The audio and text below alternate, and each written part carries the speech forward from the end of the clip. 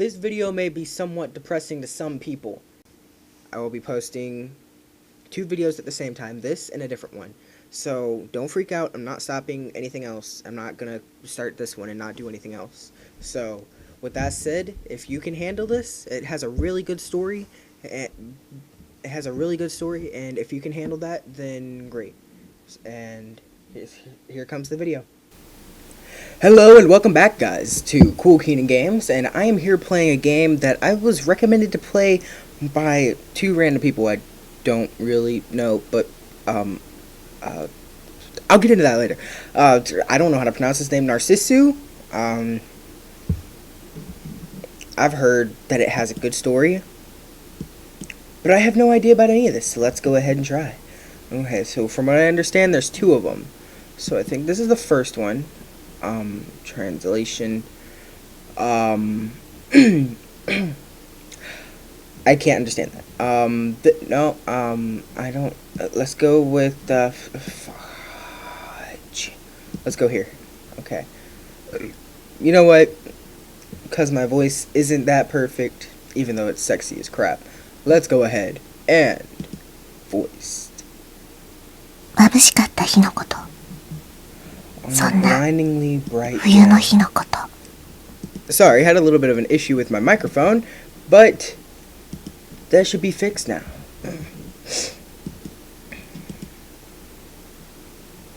(2001) Okay, let's use the popular. July 2004 police suicides. That's great. Sasumi. I wasn't alive then. True, I wasn't very healthy ever since I was a child. Even so, I attended elementary school like all the others, and during summer breaks I often played until I was utterly tanned. June, shortly after my entry into middle school. The day after I'd ordered a swimsuit for use the next month. My first hospitalization. On a day just before the first semester midterms, on a day when the first drops of rain were so crudely cold. I'm glad I don't have to worry about cold rain. Well, sometimes. It's Texas. Texas is kind of, bipolar. Falling from a mist, the pure white of the overcast sky. Of course, the first time it happened, all my classmates came to visit me almost every day. And when I was released, they even came to my house on weekends to play.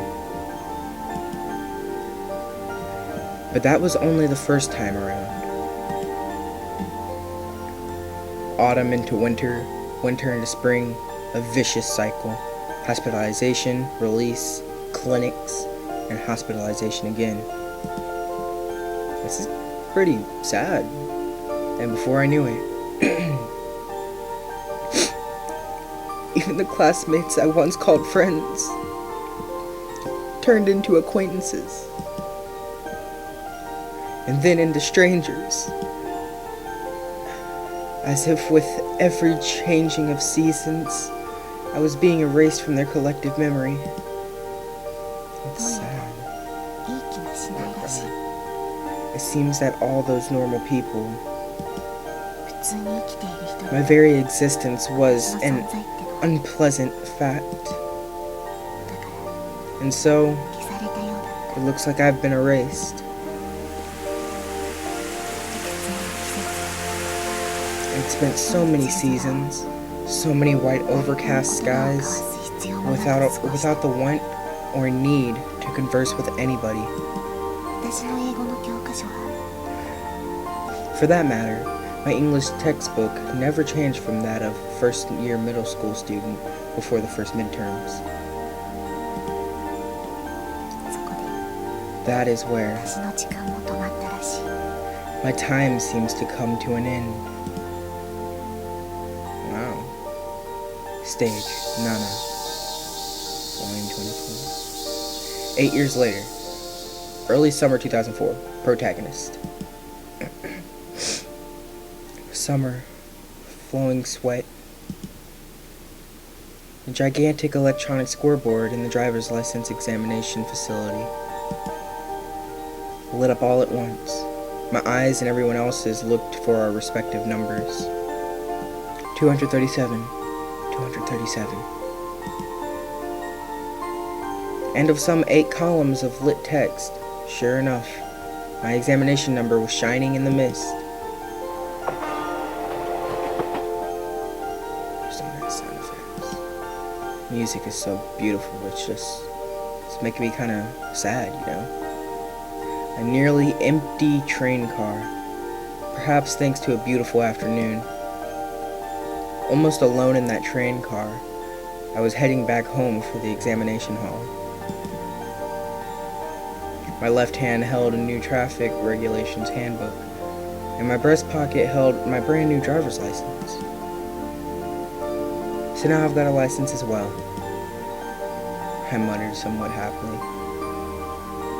But there was no strong feelings behind it. I never particularly wanted to drive a car. I never particularly had any motive for it. It was just that my colleagues in the Technical Institute both recommended that I at least get a driver's license. That night, when I told my parents that I'd gotten my license, they merely replied with an "I see."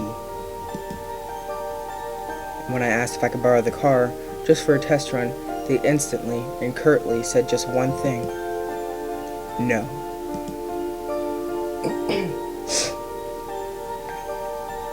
While I didn't want to drive the car or anything, the response was all too expected. Those were my parents for you. The next day, I woke with chest pain and went to the hospital. Sickness and I generally had nothing to do with each other, which is why I found the ER waiting room to be utterly boring. And just when I thought they were through examining me, they ordered an x-ray and some blood tests, then they left. Hate needles. I feel bad for this chick. And again, I was left waiting for a long, long time.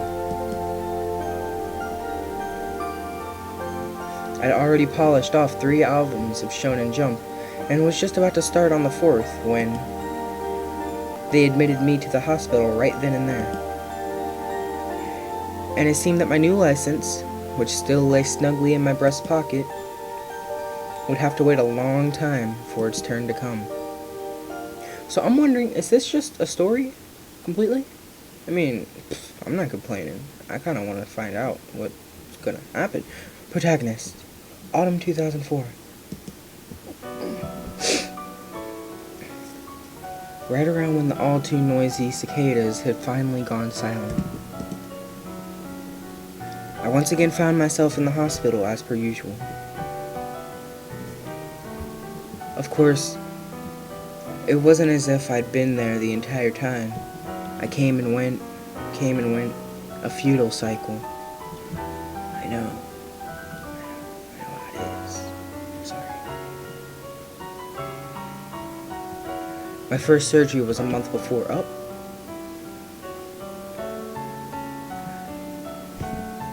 And from then on, I was hospitalized, discharged, ordered to clinic, and hospitalized again and again and again. While I had no clue what PET or ERESA stood for, in no time at all, several months had already passed. As my appetite decreased, my medications increased, I could feel my own physical strength atrophying away. I kept imagining that my legs were getting thinner. But the needle of the weight scale rudely informed me, it's not just your imagination. And yet I kept looking on at myself with detached interest.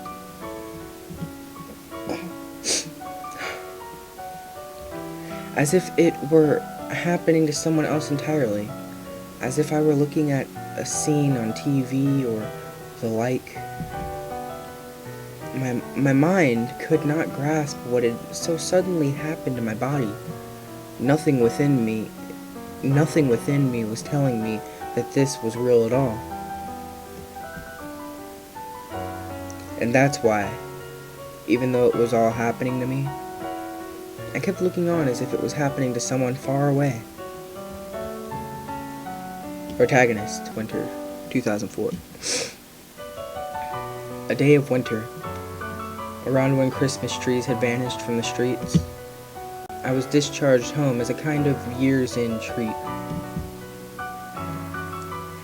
It seemed like an exercise in total transience, but still, it made me slightly happy. I traveled back to a home I had not seen in a long time, in the midst of a freezing rain. Strangely enough, my entire family was there. My parents, who had never so much as talked to me, came out to meet me, if with terribly stilted smiles. My little sister, with whom I'd never had a pleasant word, had my favorite cream stew and fried shrimp just for me. They made me sit at the table, they peeled tangerines for me, they were cruelly kind, and it was an impressive display. At this point, a little thought occurred to me about my new driver's license, which was still stuffed away in my pocket.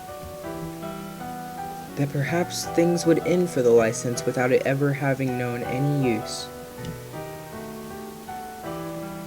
And surrounded by a trio of stilted, strained smiles, I kept that thought, as if it were someone else's business, with dispassion, ambiguity, and total disinterest. Just has feeling to it, depressing. I'm gonna fix that, somehow, some way. Protagonist, January 2005. A new year began, and I returned to the hospital. But on this day, instead of my usual 4F room, I ended up in a conference room of sorts. They took me there. And then, my father and the doctors had a little talk. I joined in, well, they talked to me. So this was their so-called announcement. They said it in a terrible roundabout fashion, but they told me that I was going to die. I see. That was my only reply. I had no other words. It was the only thing that left my mouth from beginning to end. And the doctor's ballpoint pens flew across paper as if in response to my own words.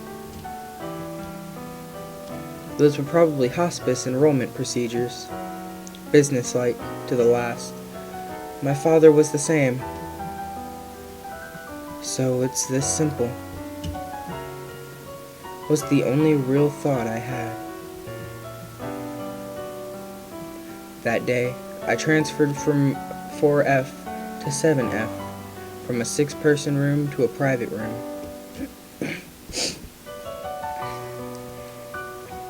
It was a little different from the other wards, this 7F. First of all, the floors were sparkling clean, and second of all, the ceiling was higher than I'd ever seen it. The rooms were very nice, and had large windows from which the warm daylight streamed in as if by design. But the windows only opened a little. I tested them out, and my head would just barely fit out of one. The color of my ID bracelet had changed as well. The bracelet that I had worn ever since that first hospitalization, the one that had my name and blood type recorded on it, its color had now changed from blue to white. high ceiling, a white vinyl bracelet, a window that would not open more than 15 centimeters. The TV programs celebrating the new year were still playing when I was transferred to this 7F. And it was at the dawn of that very year that I met her for the first time. Narcissu. Narcissu. Okay, now I know how to say it, I think I heard it right. I don't know. Just being retarded like usual. Winter 2005, 7F. There was this place, kind of like a lounge at one side of the corridor, across from the nurse's station. This generally deserted place held a few couches and chairs, as well as a large TV. Stupid programs commemorating the new year were still being broadcast on that 28-inch screen. And there was a girl who looked absolutely bored watching that absolutely boring TV show. Short, in pink pajamas, a white bracelet on her wrist, just like mine. Impressively long hair that almost reached down to her hips. Hey, do you find that interesting? There was no deep purpose in the asking. Simply, I had nothing else to do, so I started talking to her. 別に Not really, was her only reply to me. She didn't turn to face me at all. And she kept looking on with boredom at the TV as if I didn't exist. Then don't watch it. Even as I thought this, I sat down in a chair next to her, and side by side we watched TV. Nothing else to do. Nothing we could do.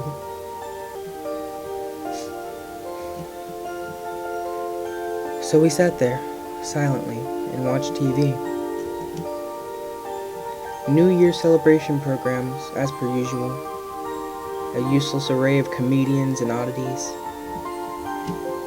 And every so often, the MC's stupid, shrill laughter resounding dryly in this white, sun-drenched lounge. ねえ、あな Say, た tell me. The girl suddenly started talking to me, but her eyes were, as always, glued to the TV screen. あなた How many 何回 times is it for you now? What do you mean by that? ここに How many times have you come here to 7F? Sorry, I have no clue what you're talking about. そう初め I て see. なんだね So it's your first time then? So she'd seen my confusion about her question and come to the right conclusion. じゃあ他に誰もいないし Then since there's no 私 one の else 役目だか around, ら and since it's my duty, そういうルールなの there's this rule. Nodding slightly, she explained that the rule was that someone here, 7F, should tell newcomers the truth. I knew nothing. I understood even less. And as if I did not even exist, she slowly started her speech. それじゃ Then listen あ closely. よく聞いて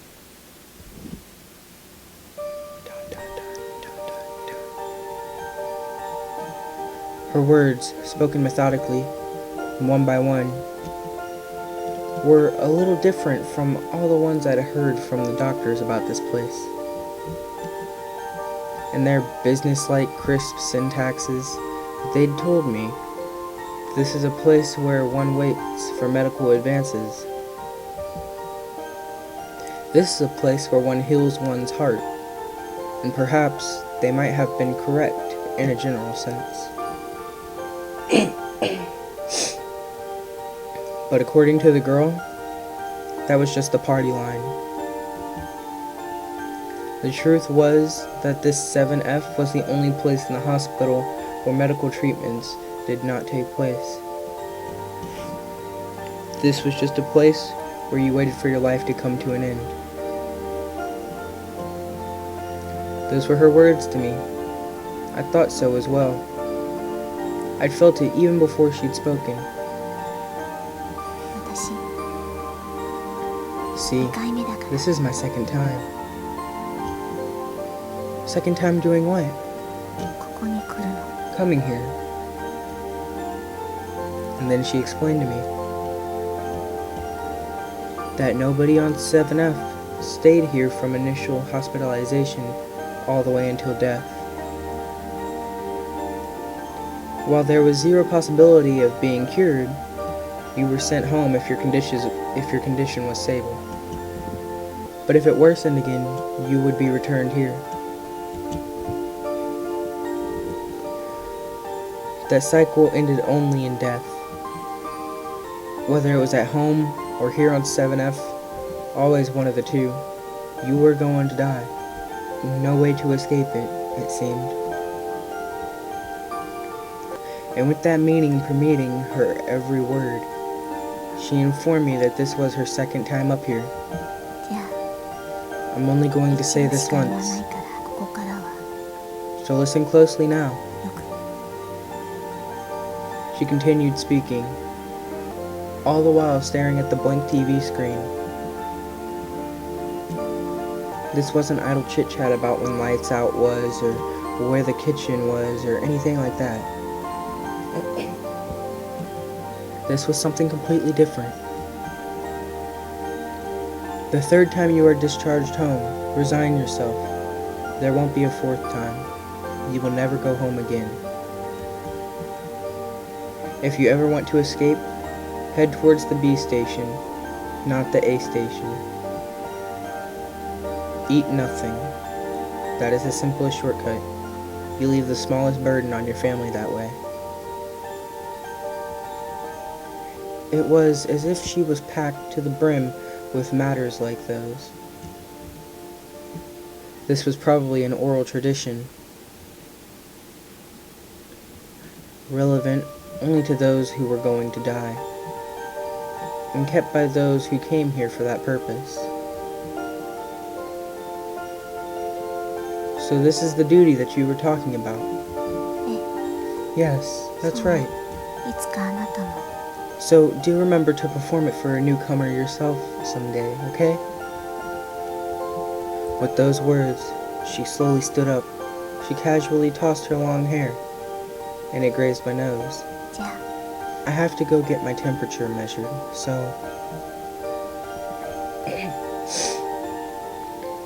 Then she turned her back and started walking down the corridor. Now completely deserted, save for me, the lounge held only the laughter from the TV and the white flowers by the windowsill. In the end, she didn't even look at me once.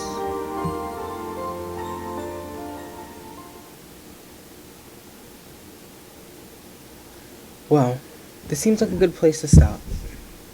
Anyway, if you can handle the sadness of it, I'll continue through with it. So, everybody, don't forget to go like my Facebook page, and don't forget to go follow Cool Keenan Games on Twitter. And I will see you guys later. Peace out, and goodbye.